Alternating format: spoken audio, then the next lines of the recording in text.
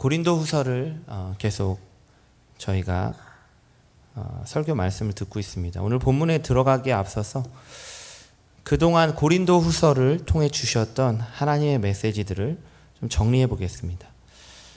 바울은 어려운 상황 속에서 고린도 교회를 향해 안타까운 심정으로 편지를 썼다고 말씀드렸습니다. 특별히 교회 지도자인 바울에 대한 불신이 고린도 교회 안에 확산되고 있었기 때문에 그 문제가 심각했음을 알려드렸습니다. 이러한 배경 속에서 첫 시간이었던 1, 2절이죠. 이 문안인사 본문에서는 바울이 자신을 모함하는 거짓 교사들의 주장에 반박하기 위해서, 또 그들로부터 고린도 교회 성도들을 지켜내기 위해서 고린도 후서를 썼음을 말씀드렸습니다. 두 번째 시간이었던 이 3, 4절 본문을 통해서는 모든 환난 중에 있는 자들을 능히 위로하시는 하나님께서 현재 고린도 교회가 처한 이 많은 고난들도 능히 위로하실 것이라는 이 바울의 격려의 말씀을 들었습니다. 바로 이 앞전 시간이었는데요.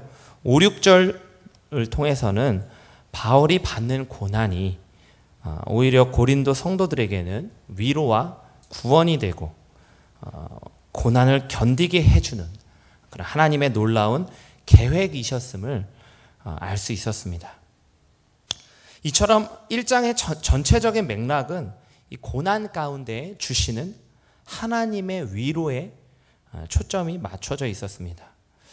이러한 흐름을 기억하며 오늘 본문으로 들어가 보겠습니다. 오늘 본문인 7절부터 11절까지는 구체적인 바울의 경험이 언급되고 있는데요. 바울은 살 소망까지 끊어진 이 절망적인 고통 속에 있었다, 이렇게 고백하고 있습니다. 하지만 그는 그러한 상황 속에서도 다시금 소망을 품을 수 있었습니다. 오늘 저는 바울의 이 고백들 속에서 이 절망 속에서도 소망을 품을 수 있는 세 가지 이유를 발견해 보았는데요. 이 세 가지 이유에 대해 살펴볼 때 오늘 우리 삶에도 하나님을 향한 견고한 소망이 싹트는 시간 되길 소망합니다. 바울은 7절에 언급하고 있는 이 고난에 참여하는 자가 된 자신의 실제적인 경험을 이 8절과 9절에서 이야기하고 있습니다. 그것은 아시아에서 당한 환난인데요. 사실 이 환난이 정확히 어떤 사건을 이야기하느냐, 그에 대해서는 이 학자들의 몇 가지 주장들이 있습니다. 어떤 학자는 바울이 그때 당시에 심각한 병에 걸렸기 때문이다, 이렇게 주장합니다. 또 다른 학자는 이 고린도전서 15장 23절부터 31절을 근거로 이 바울이 에베소에서 투옥되었을 때 들짐승과 싸우고 있다, 이렇게 쓰여진 본문이 있습니다. 그것이 이 사건을 가리키는 것이라고 주장합니다. 또 다른 학자는 이 사도행전 19장 31절이 말씀하고 있는 에베소의 이 은장색이죠. 이 데메드리오, 그가 사람들을 선동해 가지고 이 폭동 사건을 일으키게 되는데요. 이 사건으로 인해 바울은 심각한 이 생명의 위협을 받게 되었다, 이렇게 주장하고 있습니다. 이 세 가지 주장 중에서 마지막 주장이 가장 유력하다고 보여집니다. 그러나 정확한 것은 아니고 그냥 추측일 뿐입니다. 여기서 이 환난이 어떤 사건이었느냐, 정확히 어떤 일이었느냐보다 더 중요한 것은 이 아시아에서 당한 환난이 바울 일행을 살 소망까지 잃어버린 완전한 절망 속에 빠지게 했다는 사실이죠. 9절에 의하면 바울은 우리는 우리 자신이 사형 선고를 받은 줄 알았으니 라고 고백합니다. 이것은 그 상황이 얼마나 절망적이었는지를 암시하고 있습니다.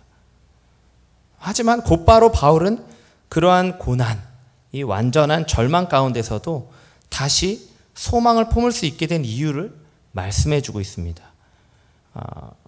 이 엄청난 고난이죠. 이 완전한 절망 가운데서 바울은 자신을 의지하지 않게 되었다. 이렇게 말씀합니다. 오직 하나님만 의지하는 신앙을 갖게 되었다. 완전한 절망이 비로소 내 안에 나를 의지하려 하는 모든 교만을 꺾어내고 비로소 하나님만 바라보고 의지하는 믿음으로 이끌었다. 이렇게 바울은 고백하고 있습니다. 그는 절망적인 상황을 통해서 하나님만 바라보게 하셨던 자신의 경험을 소개하고 있습니다. 이 경험의 교훈을 통해 고린도 교회 성도들도 지금 겪고 있는 이 혼란스럽고 어려운 상황 속에서도 하나님만 붙잡아야 한다. 이렇게 바울은 권면하고 있는 것입니다. 오늘 우리 가운데도 혹 심한 고난 가운데 계신 분이 있으십니까? 살고 싶은 소망이 끊어질 정도로 깊은 절망 가운데 고통받는 분이 있으신지요? 우리 안에 나를 의지하려고 하는 일말의 교만이 남아있다면 완전히 제거해달라고 기도하시길 바랍니다. 절망이 절망으로 끝나는 것이 아니라 절망을 통해서 하나님을 바라보는 소망으로 나아가는 저와 여러분이 되길 간절히 소망합니다. 하나님은 고난을 통해 하나님만 의지하는 신앙을 자라게 하십니다. 오늘 우리가 하나님께 맡기지 못한 부분은 무엇이 있습니까? 아직도 내 생각, 내 능력으로 살아가고자 하는 이 교만한 마음이 남아있진 않습니까? 아무리 발버둥 쳐도 내 모든 능력으로도 되지 않을 때 그때 비로소 하나님의 능력의 역사가 시작될 것입니다. 고난과 절망은 하나님만 의지하는 믿음, 그 견고한 소망으로 우리를 이끌어줍니다. 이것이 바로 오늘 바울이 고백하고 있는 절망 속에서도 소망을 품을 수 있는 그 첫 번째 이유입니다. 내 속에 나를 의지하는 모든 교만을 내려놓고 오직 하나님만 붙잡고 신뢰하는 저와 여러분이 되길 간절히 소망합니다. 9절에서 바울은 우리가 신뢰하는 하나님에 대해서 이렇게 고백하고 있습니다. 그는 죽은 자를 살리시는 하나님이시다.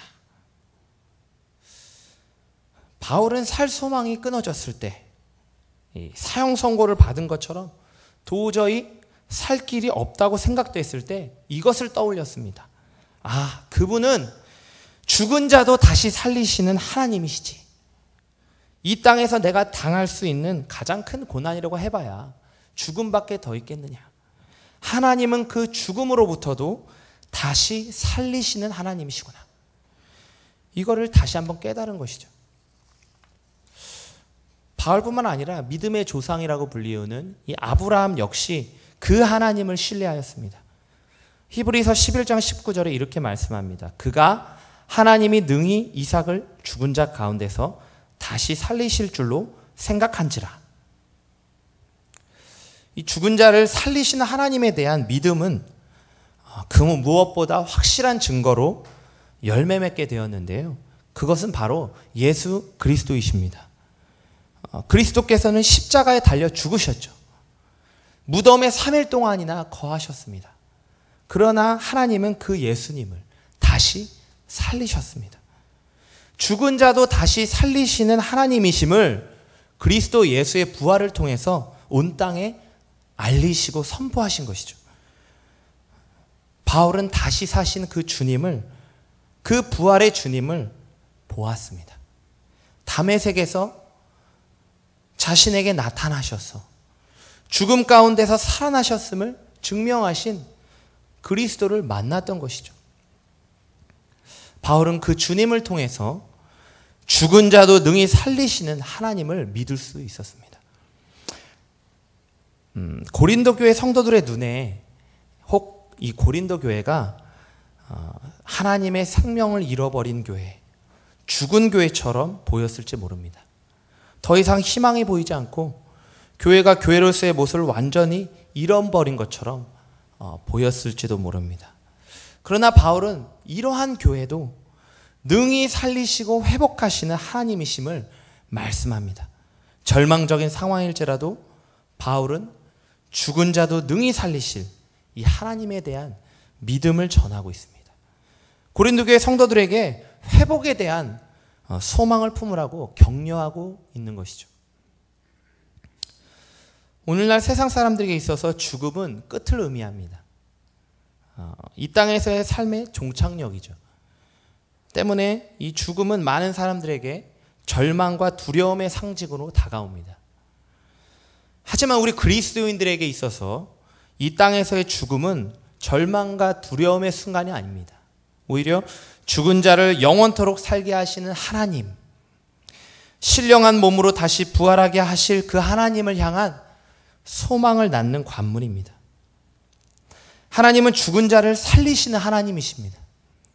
이 땅 가운데서 우리가 겪을 수 있는 가장 큰 절망인 죽음조차도 하나님을 의지하는 그 믿음으로부터 우리를 갈라놓을 수 없습니다.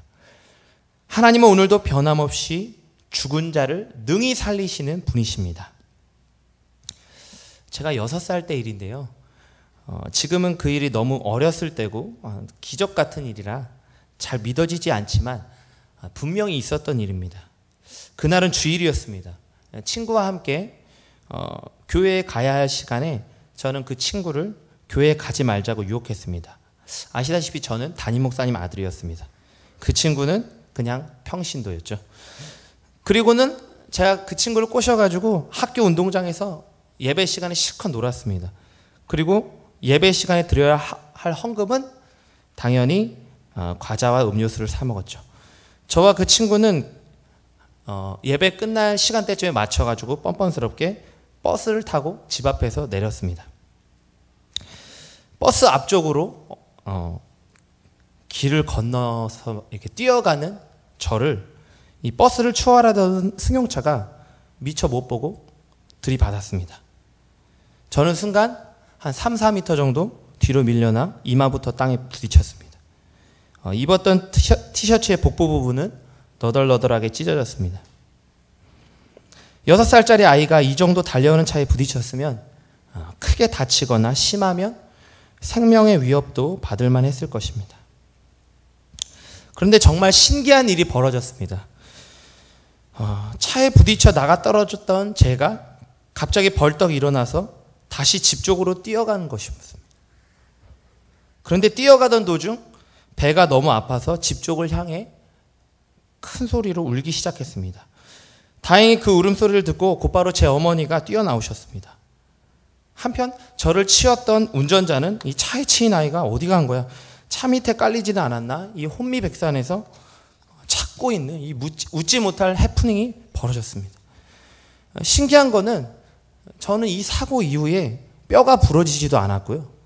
병원에 입원을 하지도 않았습니다.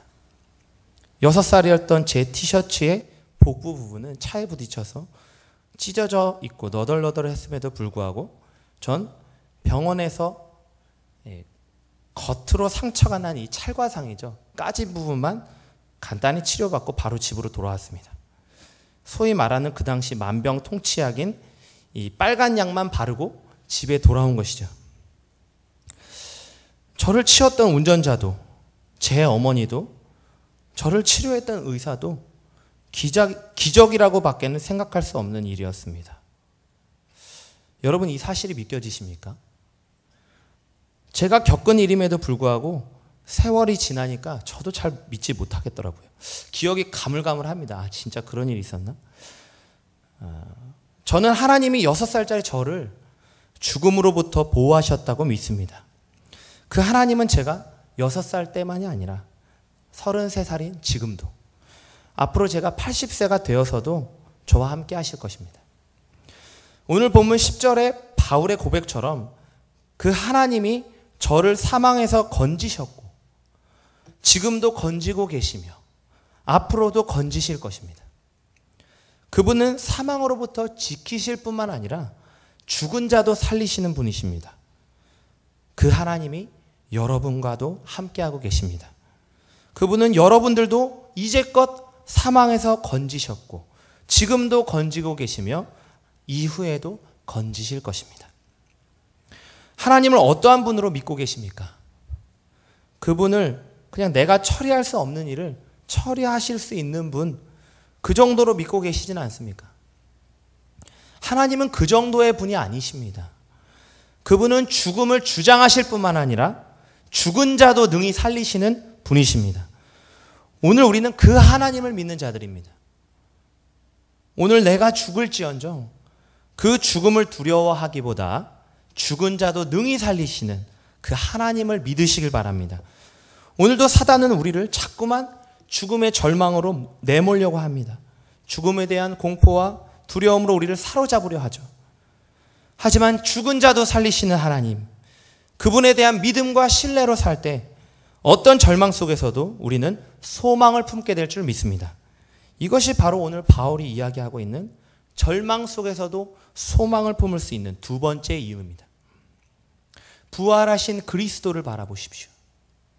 그 주님을 살리신 하나님을 믿으십시오. 오늘도 죽은 자를 다시 살리시는 이 하나님에 대한 견고한 소망을 붙잡는 저와 여러분이 되길 간절히 소망합니다. 11절을 통해서 이 바울이 절망 속에서도 소망을 품을 수 있었던 마지막 이유를 발견하게 됩니다. 우리 11절을 함께 읽어보도록 하겠습니다. 시작. 너희도 우리를 위하여 간구함으로 도우라. 이는 우리가 많은 사람의 기도로 얻은 은사로 말미암아 많은 사람이 우리를 위하여 감사하게 하려 함이라. 무슨 뜻입니까? 바울이 환난 가운데서도 다시 소망을 품을 수 있게 된 것은 바울을 위하여 간구하는 교회 공동체에 기도가 있었기 때문입니다. 바울은 항상 자신이 세운 교회 공동체에게 기도 부탁을 합니다. 이러한 공동체의 합심 기도는 바울 자신이 고난을 이기고 절망 가운데서도 소망을 품게 된 원동력이 되었다고 고백합니다. 다시 말해 이 공동체의 합심 기도는 바울의 사역의 고비 때마다 하나님의 기적의 역사를 움직이게 하였습니다. 또한 그 하나님의 기적의 역사들은 감사와 기쁨의 소식으로 기도로 돕던 공동체에게 다시 전달되었습니다. 바울은 고린도 교회의 이 기도와 간구가 회복되길 원했습니다.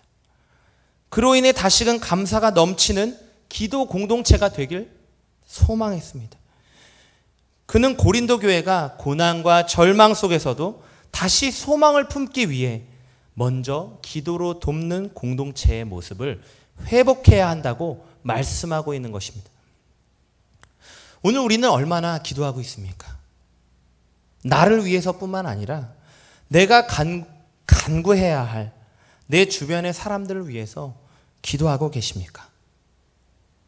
한편 나를 위해 기도로 돕는 공동체가 있으십니까? 이 공동체의 합심 기도가 얼마나 놀라운 능력인지 오늘 본문이 증명해 주고 있죠. 나의 가족, 내 이웃, 교회와 교회 지도자들을 위해 우리는 기도해야 합니다. 또한 반대로 우리가 아무리 어려움 가운데 있을지라도 절망의 순간을 지날지라도 바로 나를 위해 기도하는 가족, 교회 공동체가 있다는 사실을 꼭 기억하시길 바랍니다. 그 기도가 우리를 생명으로 인도할 것입니다. 절망 가운데서도 다시 하나님의 소망을 붙잡도록 역사할 것입니다. 오늘 우리가 누군가를 위해 간구하는 이 기도를 쉬지 않길 바랍니다. 그 기도는 살 소망이 끊어진 누군가에게 다시 한번 하나님을 붙잡는 역사를 일으킬 것입니다. 우리 정륜교회도 기도로 돕는 공동체가 되길 간절히 소망합니다. 그리하여 기도가 낳은 이 기적 같은 간증들이 끊이지 않아서 그로 인해 늘 감사가 넘치는 공동체 되길 간절히 소망합니다. 말씀을 정리하겠습니다. 오늘 바울은 절망 가운데서도 견고한 소망을 붙잡을 수 있었던 세 가지 이유를 고백하고 있습니다. 첫째는 절망은 하나님만 의지하는 신앙으로 이끄는 통로이기 때문이다. 둘째는 그 하나님은 죽은 자도 능히 살리시는 능력의 주이시기 때문이다. 마지막으로 나를 위하여 기도와 간구로 돕는 공동체가 있기 때문이다. 이 바울의 경험을 토대로 한 고백은 고린도 교회 성도들에게 큰 위로가 되었을 것입니다. 이 고백이 오늘 우리의 삶에도 절망 속에서 소망을 싹트게 하는 말씀이 될 줄 믿습니다. 오늘도 이 말씀 붙잡고 승리하는 삶을 사는 저와 여러분이 되길 간절히 소망합니다. 기도하겠습니다.